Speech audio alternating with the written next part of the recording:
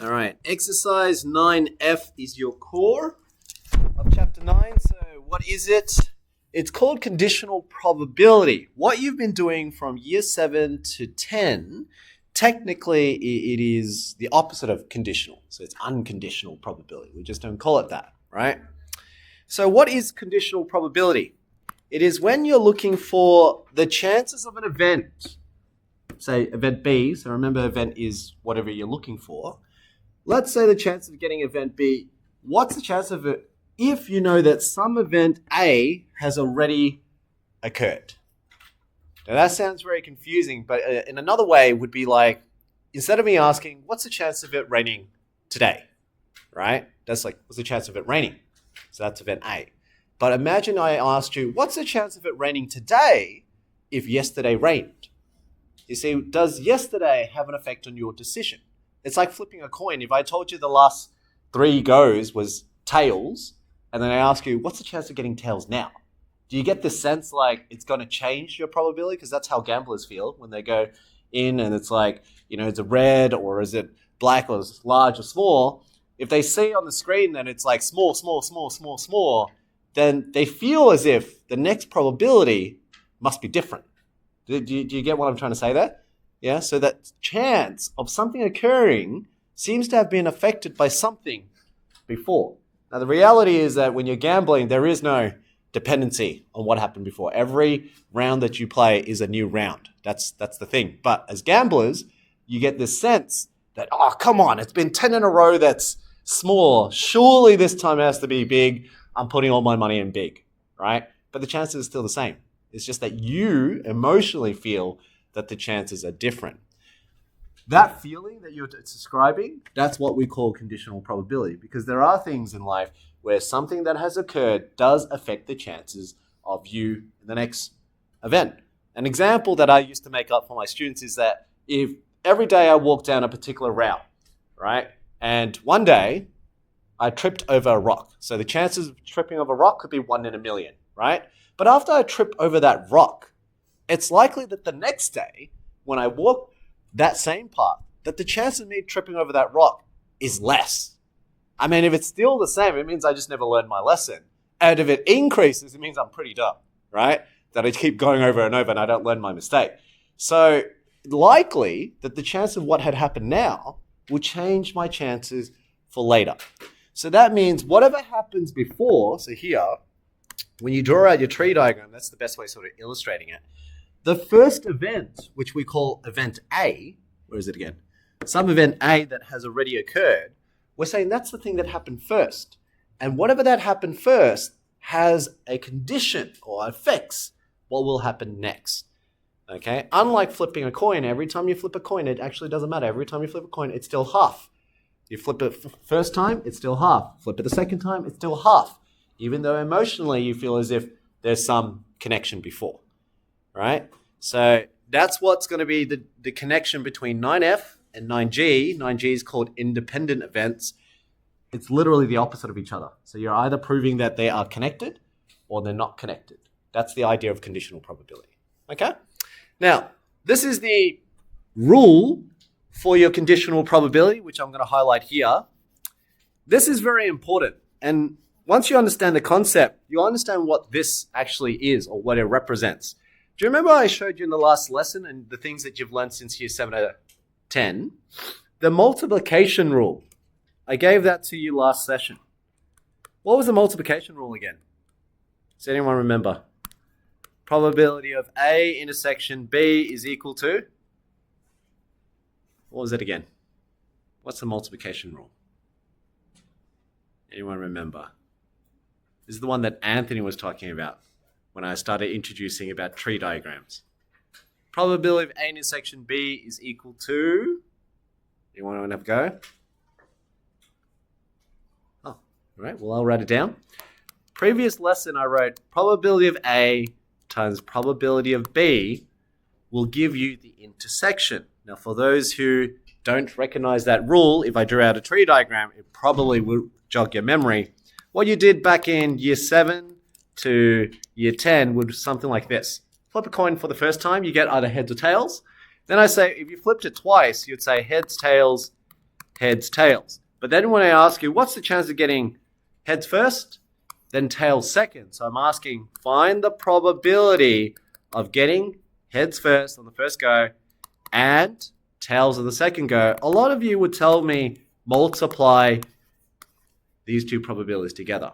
What you're doing there from year 7 to 10 is called multiplication rule, because what you're doing is you're doing PR of H and T is actually probability of H, which is the first one, multiplied to probability of T, which is the second one. Now, the reason why I'm drawing your attention to this tray diagram, because there's no difference to what we're going to be doing in exercise 9F. 9F only changes this second part. What 9F is saying is that instead of us assuming that they're totally independent of each other, meaning when you flip a coin, whatever you get previously does not affect the next one. So when you flip a coin again the second time, we still say the chance of getting tails is half, meaning it doesn't have an effect, right? Then in conditional probability, the only difference is this. So in the same tree diagram, we're just saying this. Instead of saying getting H on the first go and then getting tails on the second go, what we say is your probability of H intersection T is probability of getting H on the first go times, but this time it is not probability of T because T is connected to H if it's conditional. If it's conditional, we're saying, well, getting T, I needed to have H first. So this is the notation. We say it's times the probability of getting T given, that's the vertical line, given that I knew I had H the first time. So this is going back to the definition. Remember the definition I said, what's the chances of getting an event B given that you knew some event has already occurred? In this case, I do know. See, out of my two flips, my first flip, I got a heads or I could have got a tails. So in this branch, when I follow this branch, first is getting H. Then when you say T, it's not actually just chances getting T. It's the probability of getting T given that I already knew I had H before. That's what conditional probability is. And technically, most things in life, you can't assume they're independent. So this should be what you should be assuming for most things. That, for example, if I was doing raining today's Monday, yeah? So Monday rains, Monday doesn't rain. Then if I asked you, what's the chance of Tuesday raining, right? There's 2 Tuesdays that could be raining. It could be this one or it could be that one. But you got 2 scenarios. You either have Monday rained and then the chances of Tuesday raining, given that you knew yesterday didn't rain, meaning Monday didn't rain. Also, Monday did rain. Okay? That is what we mean by conditional. Because this probability did not occur until this had happened. So Monday we knew it rained, then what's the chances of Tuesday raining? Whereas this Tuesday, this would be probability of Tuesday raining given what? Yeah, Monday didn't rain. That's the language, yeah? Whereas beforehand, what you were doing in years 7 to 10, you didn't make that distinction because it was all assumed that it's independent. And ironically, they are. Flipping a coin or rolling a dice, they are actually independent. And how do you know it's independent? It's the next exercise. 9G has a mathematical definition for what independence looks like, and then you just prove it. But that's literally the only change. So if you look at the formula again, what have I changed? Conditional probability only changes that second bit. Right there. Probability of B, the chances of getting a second one, if it depends on what happened before, we call that conditional. But if the chances of B does not have anything to do with what happened before, then it's just the chance of getting B. This is literally the definition of what conditional probability is. So probability of B given A, if it equals to the probability of B, that means it's not conditional. Okay, because the chances of getting B does not relate to A. And sort of something for you to understand is something like, is there the probability of me teaching you maths right now that someone out there is going to break a leg? The chances are very unlikely. In fact, I don't think there's a relevance to it. Yeah, so the chances of me teaching you Maths, right now, does that have a chance of someone breaking their leg? No, that's totally irrelevant. It's just a chance of them breaking their leg. Get me? So that second event has no ties to me. Therefore, it's just the chances of someone breaking their leg. But if for some God reason that me teaching you maths does have a connection to someone breaking their leg, then this would not be true. Their chance of breaking their leg highly depends on how many math sessions I do. The more math sessions I do, the more likely they're going to break their leg. There's a connection. Yeah? So that definition I'm writing there, that is to say that it's independent. This is to say they're not independent. Okay, so write whatever notes that make sense to you or any scenario that I just described, but just understand the difference is in your tree diagram, what you write as your second notation. That's it. That's the only difference. Okay? All right, team. The other traditional formula that you might see is the one over here. How did they get that? All they did was this. They just took the formula I just gave you over here, and they said, well, to find that, divide both sides by probability of A. And that cancels out, and that's how you get probability of B given A is equal to the intersection of the two over probability of A. Okay, so A is what had happened before. So out of what had happened before, what's the chances? Yeah? Now that formula may seem a bit distant to you. It doesn't seem to connect with you. So I'm going to do an example just so that you get a sense of it, okay? So let's roll down. Let's roll to this example one. I like the example one because you can probably figure out the probability without actually even using the formula, but you naturally figure it out logically, all right? So let's take example one. Read example one. 500 people were questioned, okay, and classified according to age and whether or not they regularly use social media. So age, you're either less than 25 or you're greater than or equal to 25. Okay, so less than 25 or greater than or equal to 25. So you guys, you belong to the first column, right? And then the second question is, do you regularly use social media? You either say yes or you say no, right? The results are shown in this two-way table. So you're either less than 25 and you either use or you don't use social media. Here's the question. And you'll naturally use conditional probability without even needing the formula. It says one person is selected at random out of these 500 people. Imagine you're part of this 500 people. I randomly select one of you guys in the year 11 cohort and year 12 cohort. And I say, given that the selector, this is key, given, so remember there has to be some information that I already know. Given that the selected person is less than 25, which you people are all less than 25. And if I picked a year 12 student, it will be less than 25, right? So I already know that the cohort that I'm picking, someone that I pick from this school is going to already be less than 25.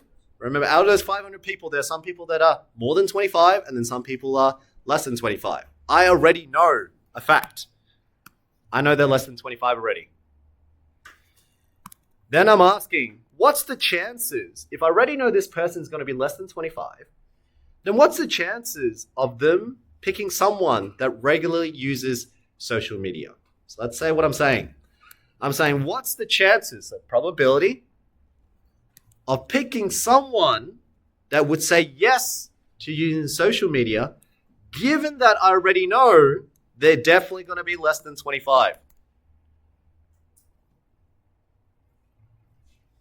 Now you can look at this table and some of you might have an inkling. Have a guess first and then I'll tell you the answer. Have a guess. So think about it. I already know this person's going to be less than 25.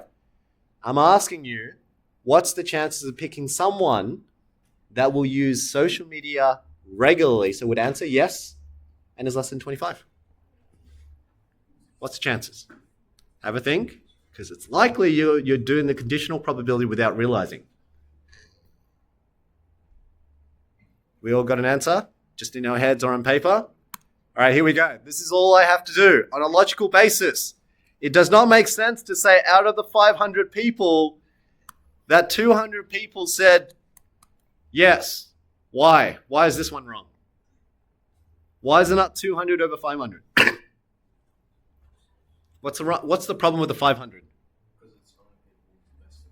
Yeah, I already know they're less than 25. So why am I accounting for these people? There's 260 people that I already know aren't even.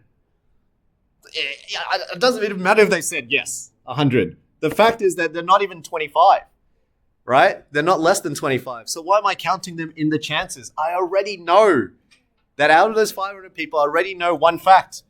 I know they're less than 25. So really, the only people I should be focusing on is 240 people. Out of those 240, that is less than 25.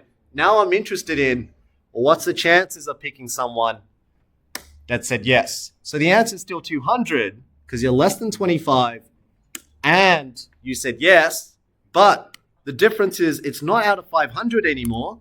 It's actually out of 240. So you have a much better chance picking someone that's less than 25 because I already know you guys are in this 240 group. You're not in the 500. I'm not counting for people that isn't going to affect the probability. I already know here if I chose anyone, I have a higher chance of getting you guys saying yes than the people who aren't. Does that make sense?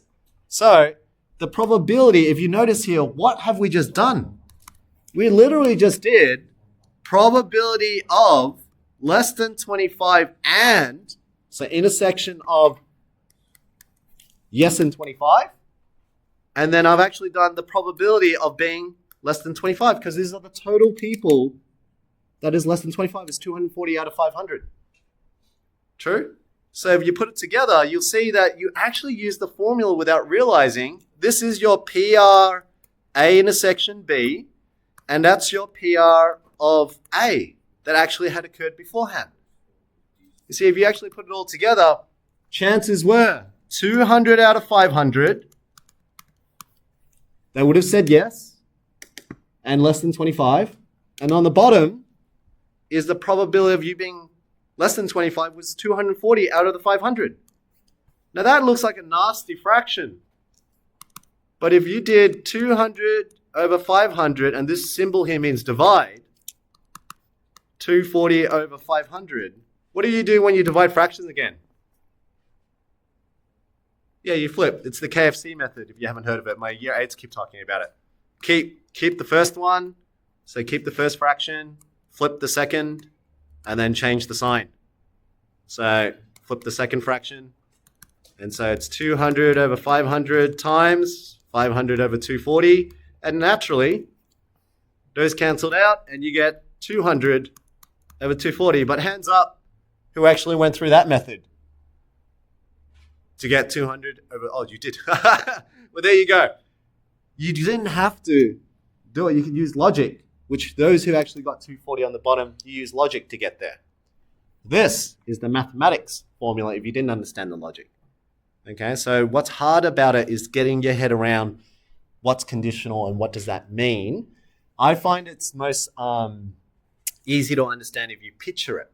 If you picture it as this is like your entire group of people, 500 people, and out of those 500 people, there was a small group that was less than 25. That was the 240 people, right? And then out of those 240, you're looking for someone in that group that would say yes, because there's someone that says yes, someone that says no. And what you're actually doing is you're picking one person within this group. That's why it's not out of the 500, because the 500 is irrelevant. We know it's already less than 25. So once you say given, you narrow down the population. Rather than everyone, you're only focused on the people that matter. Okay?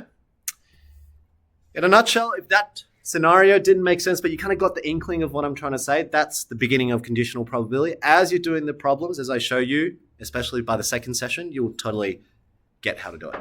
Okay?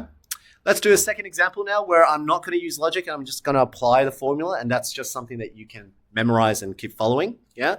Let's go to the next example. No, this one is more of a mathematics. I'll come back to this one. Let's go to the one where it has raining or something. I think it's just below. Is it the one below? Yes, it is. Okay. Let's have a look at that one. Next example. Here, this one. This is from your exercise book, so we're going to do it together. It's question 13.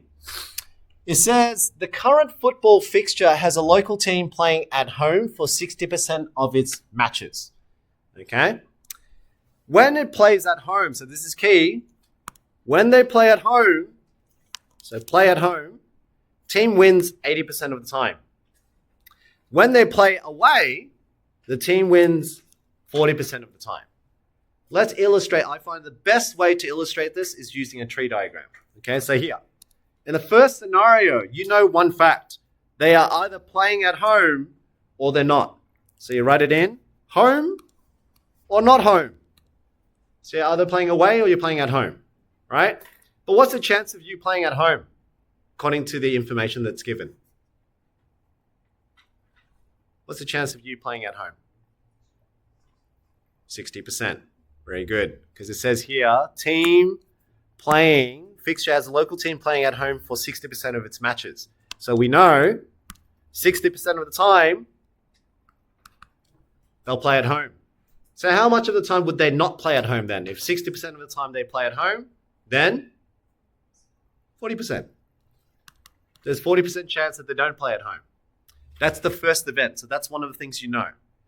Second thing, what's the second event?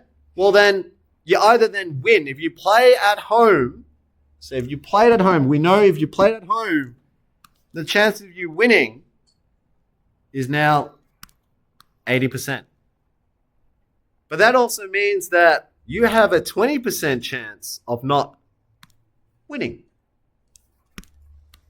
So I got two scenarios there. I got you played at home or you didn't play at home. And you either won or you didn't win. Two scenarios, two events. But they're linked. Because if you play at home, you had a higher chance of winning. And if you didn't play at home, that seems to have an effect on your winning streaks. Okay? So if you drew out the tree diagram, this tells me you had, 40% of winning, and then what's the chance of you not winning? 60, very good, so 60%. So your tree diagram as usual. The only difference is, remember, this W is not the probability of W. This right here is the probability of winning given that you were playing at home. Okay, so I'm going to keep reminding that to you because that's what conditional probability is. This is the probability of not winning given that you played at home. So we know that we played at home. The chance of you not winning is 0.2. We know that we played at home and the chance of you winning is 80%. These ones are the same things. So here would be the chances of you winning given that you didn't play at home. This is the chances of you not winning given that you didn't play at home. So just changing your mindset when you're looking at these tree diagrams for conditional probability, because most things are conditional until you prove otherwise. It just so happens that flipping a coin and rolling a dice since year 7 to 10 had always been independent. But it doesn't mean every situation is independent. In fact, you should assume everything is conditional until otherwise proven. Okay? So let's answer the question. The question says, what percentage, meaning of the games, so how many games, what's the percentage of the games, does a team play away and win? Okay, so you got to play away and win. So what they're asking is, what's the probability, because you can find out probability in terms of percentage, probability of playing away, so not at home, and, so intersection, winning. Okay, that's what you're trying to find. Now, according to what we understand about conditional probability, the tree diagram, I'm asking what's the chances of not playing at home and then winning? This is what I'm asking for. Yeah? So, what's the percentage of games? Well, I can already see here that would be the probability of not playing at home times by the probability of you winning, given that you didn't play at home.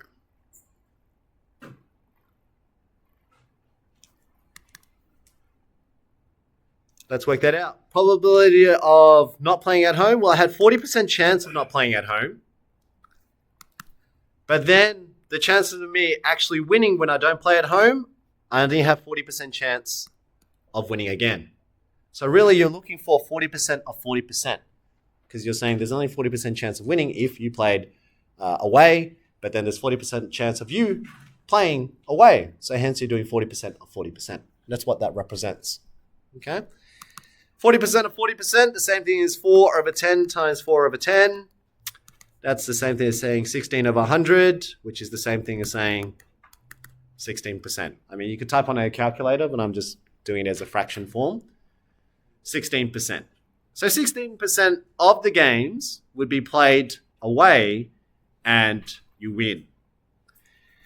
Now for this particular type of question, I'm going to add on a second type, okay? So I'm just going to make it a bit more conditional here. Let's do part B. I'm going to make it up. If I asked you,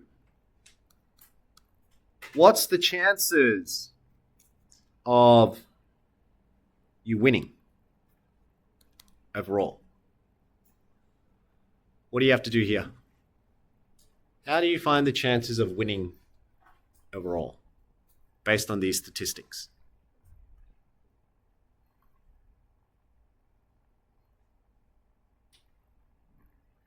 Anyone have a clue? Anthony.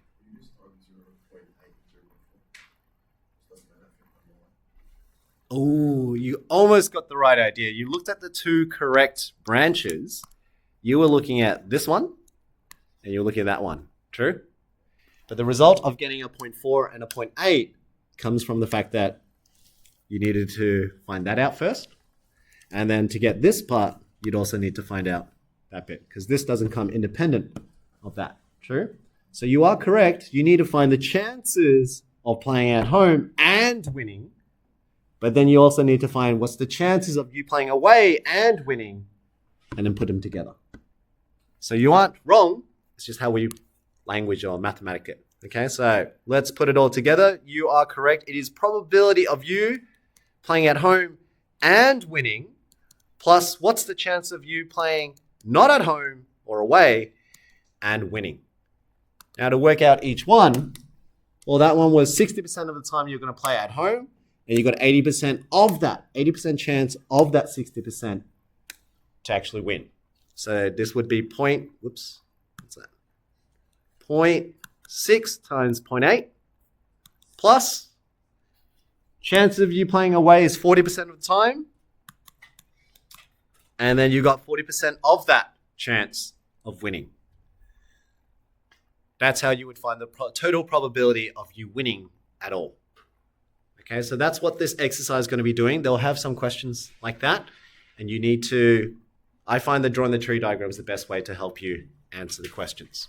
Okay, so they'll have raining, for example. They'll say, what's the total chance? What's the probability of raining on Tuesday, raining on Wednesday?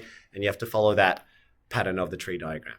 Okay, so let's put it all together. This one will give me what? 0.48 plus 0.16. So together is what? What's that? 58 plus 6 is 64. So in total, you've got 64% chance of winning overall based on these stats. Whether you play at home or you don't play at home, you got 64% chance of winning. Okay, so like I said, you're going to have a second session where we'll go through this again so that you feel a bit more confident. But in order to do this well, notice the skills I'm using. All these skills are from your year 7 to 10. So looking at tree diagrams, how to find an overall win for W or dashes, complementary. So make sure to do that booklet I've given you, 9A to 9E, is to brush up on the basic skills. Then this part is just theoretical. So the only theoretical part I added in was conditional. What does it mean to be conditional? Okay, next session I'll give you a few more on conditional probability problems so you get more familiar, but that's pretty much all we do. Okay, I'm going to stop the video there. This is your session. Remember, Friday is your SAC. Don't forget. Start practicing your CAS if you haven't been doing so, and do the application question.